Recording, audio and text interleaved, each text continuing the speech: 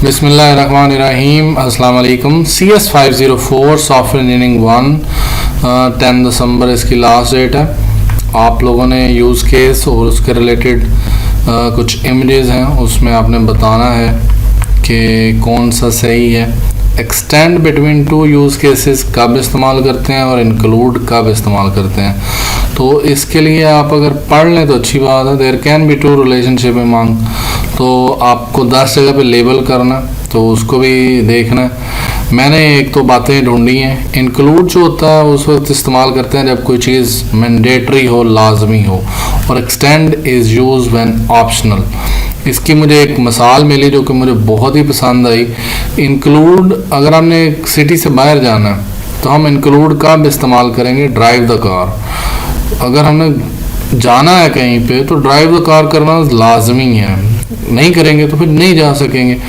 लेकिन fill the petrol is extend. Fill the petrol fill करना extend है। क्यों? Fill the petrol may not be required all the time, तो हर time ज़रूरी नहीं है।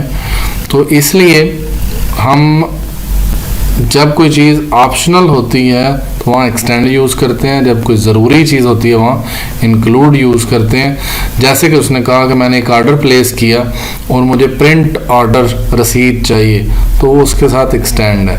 लेकिन अथेंटिकेट करना है, authenticate is include. Place order के लिए पहले क्या करना पड़ेगा?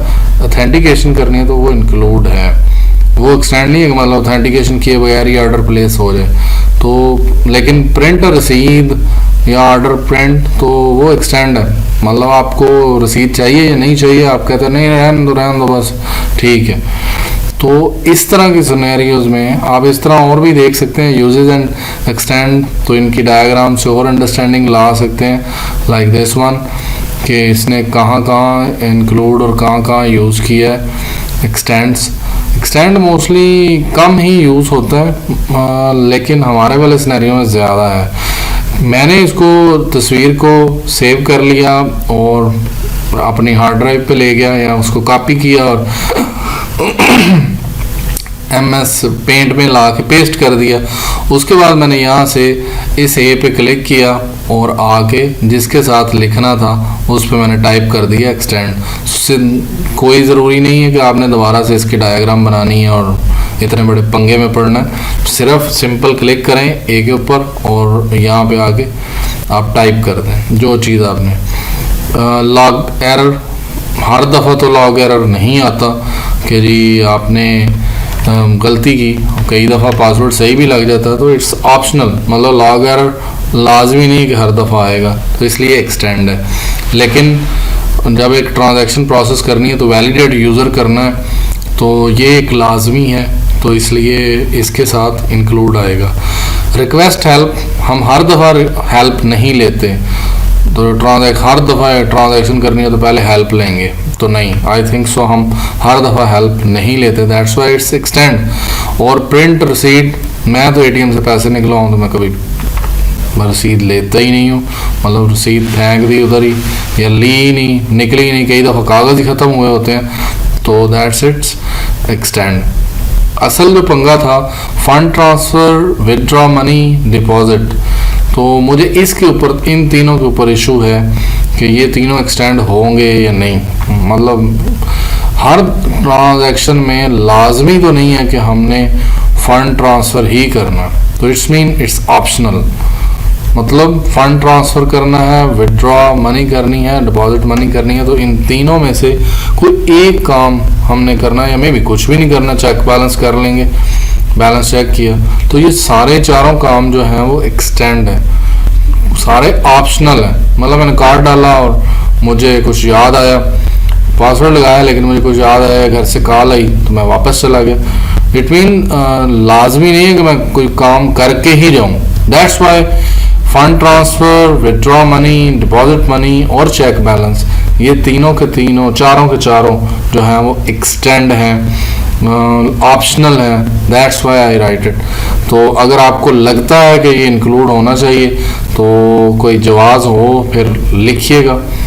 और उसके बाद विदड्रॉ मनी के बाद अपडेट बैलेंस होना लाजमी है, मतलब लाजमी बैलेंस अपडेट होगा। ये तो नहीं कि पैसे विदड्रॉ हो गए लेकिन बैलेंस अपडेट नहीं हुआ, तो इंक्लूड वहाँ यूज़ करते हैं जहाँ लाजमी हो। इसी तरह डिपॉजिट मनी, तो डिपॉजिट मनी जब जैसे ही पैसे जमा करवाए हम चेक करते हैं कि बैलेंस जो है इंक्लूड होगा, क्योंकि फिर अपडेट बैलेंस होगा। तो दिस वन इज इंक्लूड।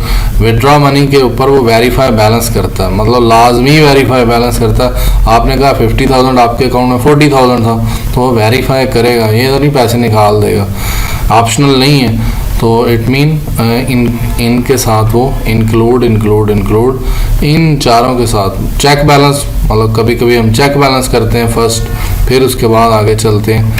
कई दफ़ा नहीं करते बैलेंस, तो फंड ट्रांसफ़र करना हर दफ़ा नहीं है, तो ऑप्शनल। तो इनको बस फिर दोबारा आपने क्या करना है, कंट्रोल A करना, कंट्रोल C करना और जाके अपने वर्ड डॉक्यूमेंट में पेस्ट कर देना। और कोई बड़ी टेंशन नहीं है कि आपने इसको किस तरह बनाया है। तो देयर इज़ इट, आपने इसको डायग्राम को दोबारा नहीं बनाना। आगे है जी टेबल, तो इसमें ये थोड़ा सा ट्रिकी था, टेबल काफ़ी ट्रिकी था।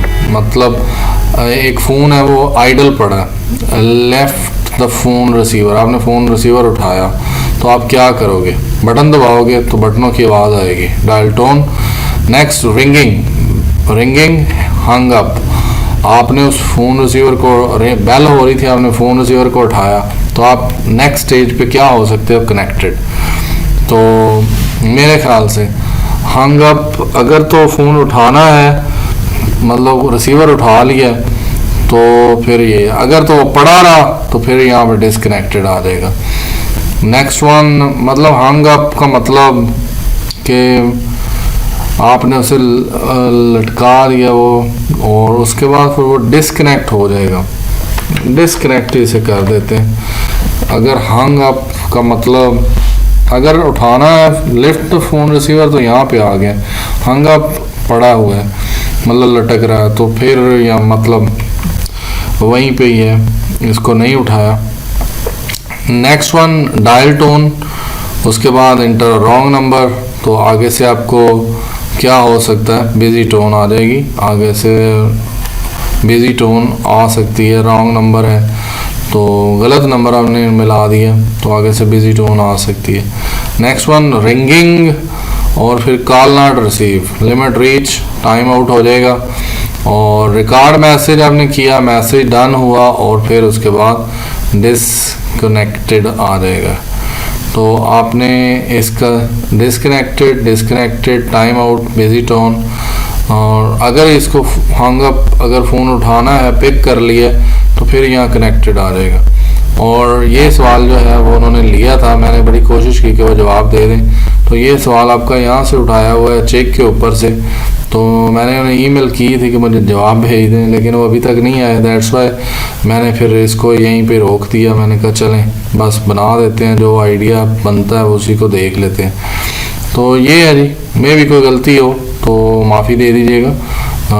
जो पॉसिबल था मैंने वो उसको सही करके दिखा दिया आपको कि इस तरह होगा, इस तरह आसानी है, इस तरह बना लें। तो थैंक्स फॉर वॉचिंग।